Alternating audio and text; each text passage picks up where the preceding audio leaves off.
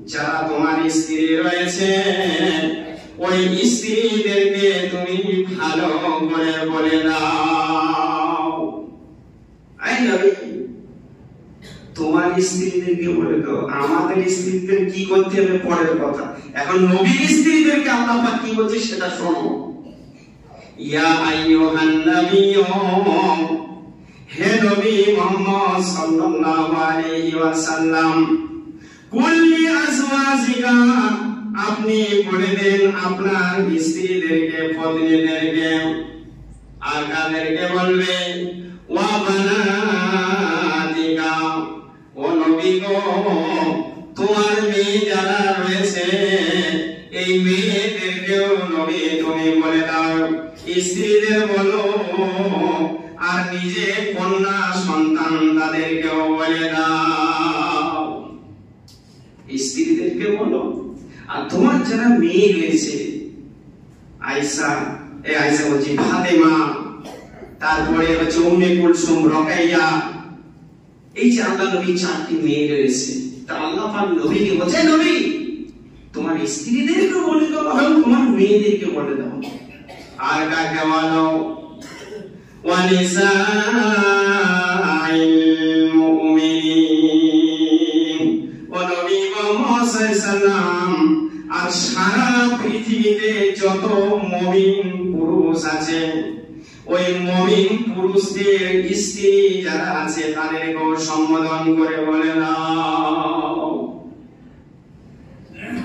কিয়ামত পর্যন্ত যত মানুষ আসবে মুমিন, এই মুমিনদের স্ত্রী যারা আছে, মেয়ে যারা আছে, স্ত্রী যারা আছে, স্ত্রী হিসেবে যারা আসবে, এই নবী মুহাম্মদ তুমি তাদেরকেও বলে দাও। কি বলে দাও? ইউদুনিনা আলাইহিন্না মিন জালাবিবিহিন্না, ও নবী গো তোমার স্ত্রী, তোমার মেয়ে আর সারা পৃথিবীর যত মুমিন পুরুষ আছে, এই মুমিন পুরুষের যারা স্ত্রী রয়েছে এই স্ত্রীদেরকেও নবী মুহাম্মদ তুমি বলে দাও, তারা যখন রাস্তাঘাটে যাবে, বাজারে যাবে, বাইরে যখন যাবে, তাদের চাদরটা ওড়নাটা যেন তাদের বক্ষ স্তরে ভালো করে ঢেকে নেই। মাথার চুল থেকে নিয়ে পায়ের নখ পর্যন্ত তারা যেন ঢেকে নেই, এত সুন্দর ভাবে যেন ঢেকে নেই যেন কোনো পর পুরুষ ওর দিকে যেন তাকিয়ে না থাকতে পারে, মানে চিনতে না পারে। সুন্দর ভাবে মাথার চুল থেকে পায়ের নখ পর্যন্ত ঢেকে নেবে। আর আমাদের বুকে হাত দিয়ে বলুন তো যে আপনার বলে এই দীঘা গ্রামে কে ছিলেন না? বলুন, পারবেন বলতে? বলে দীঘা না, এই এখন সমাজের রীতিনীতি। সমাজের নীতি কি? বলে বউ মেম্বার হয়েছে, খুব কি খুশি খবর। বলে কি মিষ্টি খাওয়াচ্ছে, কি ব্যাপার? বলে মেম্বারিতে পাস করেছে আমার বউ, পঞ্চায়েতে বসবে, বলে খুশির খবর। আচ্ছা জানতো বীরভূম, মুর্শিদাবাদ, মালদা, দিনাজপুর পঞ্চায়েতে কটা মহিলা বসে আছে আপনি দেখুন তো? সেখানেও তো পঞ্চায়েত চলে না, শুধু উত্তর 24 পরগনা, দক্ষিণ 24 পরগনা পঞ্চায়েত চলে, গ্রাম সমিতি চলে, সেখানে তো পঞ্চায়েত আছে। ওই পঞ্চায়েতে কটা মুসলিম মহিলা আছে আপনি গুনে দেখান তো? খুঁজে পাবেন না, খুব কম। যদি দু একটা পান তাহলে জানবেন সে মুসলমান নামে কাজে নাই। খুব খুশি খবর, পঞ্চায়েতে মেম্বার হয়েছে, প্রধান হয়েছে। কোরআন কি বললো? কোরআন বললো হে নবী মুহাম্মদ তোমার স্ত্রীদেরকে বলো, তোমার মেয়েদেরকে বলো, আর সারা পৃথিবীর যত মুমিন মানুষ আছে তাদের স্ত্রীদেরকে সম্বোধন করে বলে দাও, তারা যেন মাথা থেকে পায়ের নখ পর্যন্ত তারা যেন ঢেকে নেয়। কোরআন বলছে ঢাকতে, আর আমরা তা উল্টো করছি।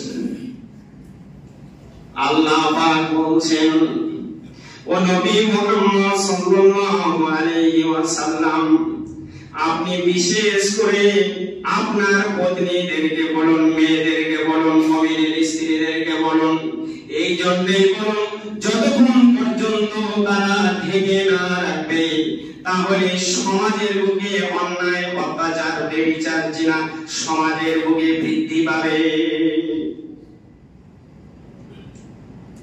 আওরাত মানে উলঙ্গ, উর্দুতে আওরাত বলে মেয়েদের। তো আওরাত শব্দের অর্থ হচ্ছে উলঙ্গ। আমাদের মা বোনদের চলাফেরা কি বলবো, কিভাবে থাকতে হবে। আজকে আমরা কোরআনের কথা মেনেছি, আমরা রাসূল সাল্লাল্লাহু আলাইহি ওয়াসাল্লামের কথা মেনে চলেছি। যদি আমরা মানতাম তাহলে আজকে পৃথিবীর বুকে এত লাঞ্ছিত হতে হতো না, এত ঘৃণার পাত্র আমাদেরকে হতে হতো না। আজকে আমরা পরিপূর্ণভাবে ইসলামকে না মানার কারণে আজকে আমরা কি করেছি, লাঞ্ছিত, পদদলিত, ঘৃণিত পাত্র হয়ে পড়েছি। ইসলাম শান্তি ধর্ম। Islam is the best religion in the world. ইসলাম হচ্ছে শ্রেষ্ঠ ধর্ম।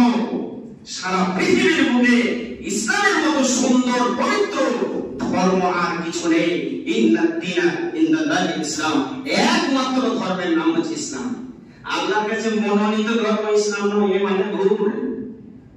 আলেমরা বলে এই যে আরবি গ্রামার না জানলে মানে ভুল করে, গ্রামার জানতে হবে এই জন্য। মনোনীত মানে আরো 5টা আছে, তার মধ্যে এটা ভালো, এটা বোঝায় না। একমাত্র ধর্মের নাম হচ্ছে ইসলাম। যতগুলো ধর্ম এসেছে এগুলো মানুষ বানিয়েছে, আল্লাহর পক্ষ থেকে যেটা এসেছে সেটা হচ্ছে ইন্নাদ দীনা ইনদাল্লাহি ইসলাম। একমাত্র আল্লাহর কাছে ধর্মের নাম হচ্ছে ইসলাম। আল্লাহ বলেনি যে মূর্তি তুমি পুজো করো, আল্লাহ বলেছে যেটা আমি সৃষ্টি করেছি তার পুজো করবে না, পুজো আমার কর। সৃষ্টির পুজো না, স্রষ্টার পুজো। একটা হচ্ছে সৃষ্টি আর একটা হচ্ছে স্রষ্টার। আর বাংলাতে আর আছে না, র। আমরা পুজো করি কার? স্রষ্টার। আর আউট অফ ইসলাম যারা আছে তারা পুজো করে সৃষ্টি। শুধু ওই নামটা পার্থক্য। ইসলাম যদি পরিপূর্ণভাবে যদি মানো তাহলে এহকালেও বেঁচে যাবে আর পরকালেও বেঁচে যাবে, না হয় সারা জীবন তোমাকে পস্তাতে হবে সেখানে। আল্লাহর নবী সাল্লাল্লাহু আলাইহি ওয়াসাল্লাম তিনি বলেন মা বোনদের উদ্দেশ্যে, وعن عبد الرحمن بن عوف رضي الله عنه قال قال رسول الله صلى الله عليه وسلم। হযরত আব্দুর রহমান ইবনে আওফ বর্ণনা করেছেন হাদিসটা। অন্য হাদিসেও আবু হুরায়রা থেকে বর্ণনা এসেছে।